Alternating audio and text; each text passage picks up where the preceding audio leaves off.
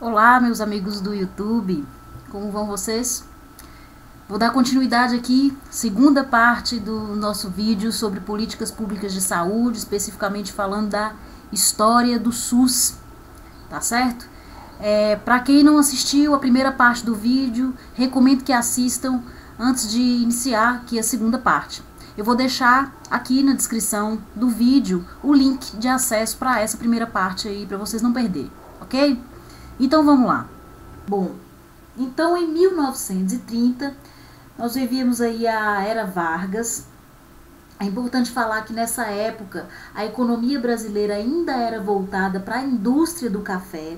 E nessa mesma época ocorreu uma crise em Nova York, que foi a quebra da Bolsa de Valores, né? Houve então a quebra da Bolsa de Valores em Nova York, e isso gerou um impacto aqui no Brasil, porque Nova York era um país que mais comprava o café brasileiro, certo? Então essa quebra na Bolsa de Valores em Nova York gerou então uma crise no café aqui no Brasil. E essa crise no café brasileiro, consequentemente, levou a um deslocamento do polo dinâmico da economia da zona rural para a zona urbana. Isso gerou no crescimento das cidades, né, no avanço da economia urbana, no desenvolvimento econômico urbano e social também da zona urbana. Em 1933, aquelas caixas de aposentadorias e pensões que eu havia falado na aula passada, essas caixas de aposentadorias e pensões passam a receber um novo nome. Agora elas são chamadas de institutos de aposentadorias e pensões. Então, o que antes a gente tinha caixas de aposentadorias e pensões passam a ser chamadas agora de institutos de aposentadorias e pensões.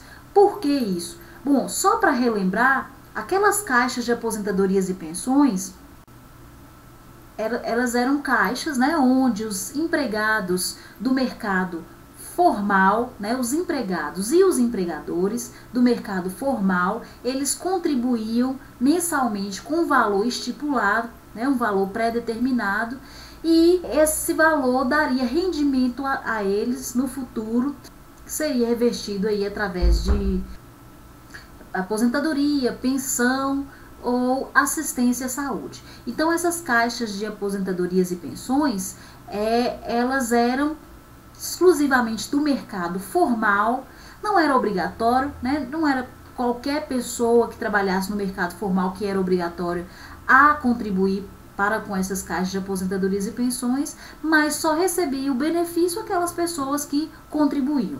E o que ela dava? Ela dava o direito à aposentadoria, pensão e assistência à saúde para o empregado e empregador e também para os seus familiares, certo? Essas caixas de aposentadorias e pensões, então ela tinha contribuição bipartite, ou seja, contribuía empregado e empregador do mercado formal. Essas caixas de aposentadorias e pensões, elas eram por empresas. Cada empresa que desenvolveu esse processo de implantação das caixas de aposentadorias e pensões, cada uma delas tinha a sua caixa de aposentadoria e pensão, certo? Bom, então a partir de 1933, essas mesmas caixas de aposentadorias e pensões agora passam a ser chamadas de institutos de aposentadorias e pensões. Bom, o que mudou? Mudou que agora esses IAPs, eles tinham uma contribuição tripartite. Como é que era isso? Contribuía aqui para os IAPs não só os empregados e os empregadores, mas também o Estado começou a contribuir. Na verdade, essas caixas de aposentadorias e pensões, elas cresceram bastante, né?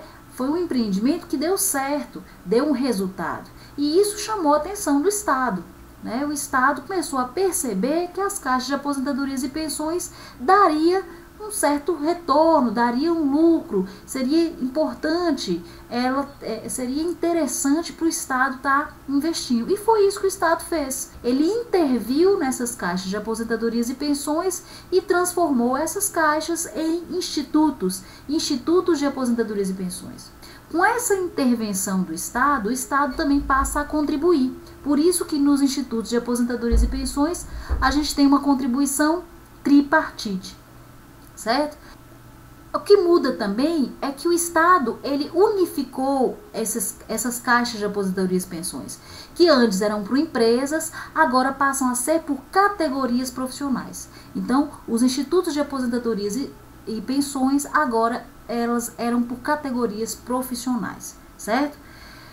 Olha só, é importante deixar claro aqui que aqueles tributos que eram pagos, eles continuam a ser pagos. Aqueles tributos que eu falei na aula anterior, que eram obrigatórios de serem pagos tanto pelas pessoas do mercado formal quanto pelas pessoas do mercado informal, tinham que ser pagos, certo? Independente se a pessoa contribuísse para os institutos de aposentadorias e pensões. Todo mês era arrecadado pelo Estado os tributos, seja das pessoas do mercado formal, seja das pessoas do mercado informal. Bom,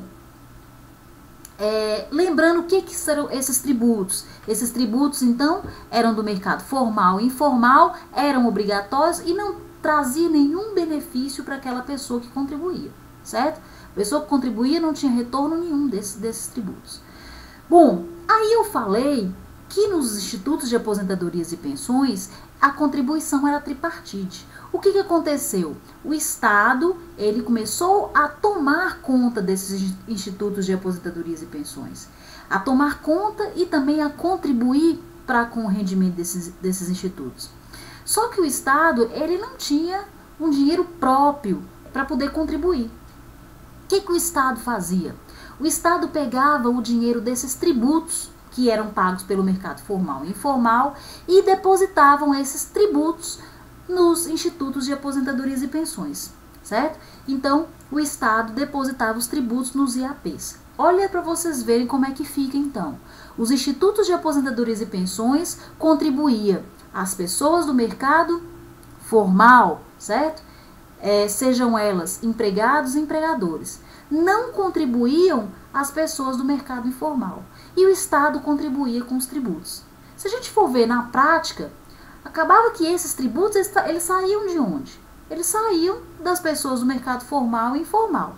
Então, aquelas pessoas do mercado informal, que não tinham direito a benefícios, eles contribuíam indiretamente para com os IAPs, né? E as pessoas do mercado formal que eram obrigadas a pagar os tributos acabavam contribuindo 2 vezes para os institutos de aposentadorias e pensões.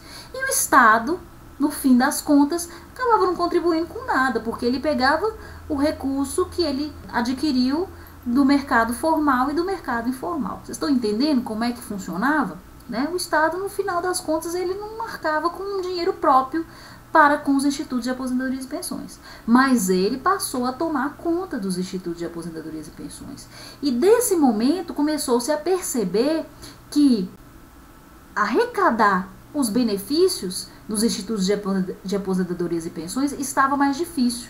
Então ficava cada mais difícil para a pessoa que era contribuinte dos institutos de aposentadorias e pensões receber aquele benefício que lhe era de direito, certo? E ainda começaram a perceber que houve um aumento progressivo nas taxas cobradas pelos institutos de aposentadorias e pensões, certo? Gente, só para a gente ter uma noção aqui, esses institutos de aposentadorias e pensões foram o embrião do que a gente tem hoje, que a gente chama de orçamento da Seguridade Social, certo? A gente sabe hoje que o orçamento da Seguridade Social, ele foi estabelecido na Constituição de 88 e hoje ele financia 3 setores. O setor de previdência social, o setor de assistência social e o setor da saúde, certo?